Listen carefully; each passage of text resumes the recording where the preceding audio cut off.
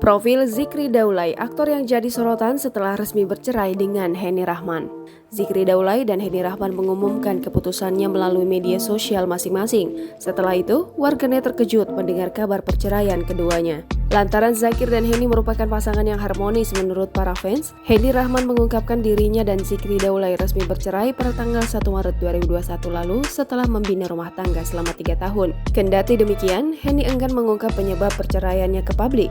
Meski sudah bercerai, Henny dan Zikri bersepakat menjaga hubungan baik sebagai orang tua atas anak-anak mereka. Dari pernikahan tersebut, keduanya dikaruniai seorang buah hati bernama Zain masih sangat belia. Henny pun turut meminta maaf dan mengucapkan terima kasih kepada seluruh pihak yang telah memberikan dukungan kepadanya selama ini. Sebelumnya, Henny sempat menyita perhatian publik setelah membagikan potret tanpa hijab. Dari situlah publik menduga rumah tangganya dengan Zikri Daulay sedang diterpa masalah. Sosok Zikri Daulay juga tak luput dari sorotan warganet. Berikut biodatanya. Zikri Daulay merupakan pria kelahiran Biren, Aceh 3 Mei 1995.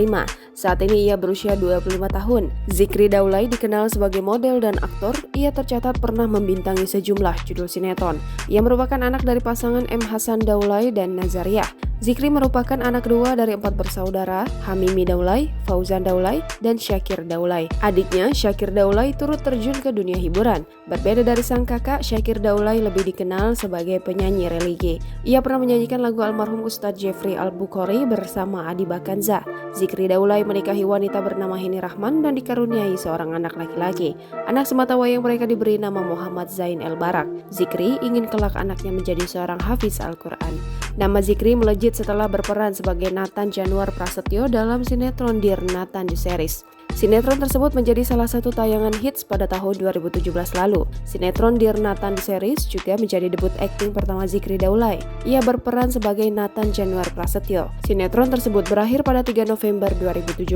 Kemudian pada 2018 ia memainkan peran utama sebagai Abian dalam pertunjukan film 5 Penjuru Masjid. Jangan lupa subscribe, share, komen, dan like ya!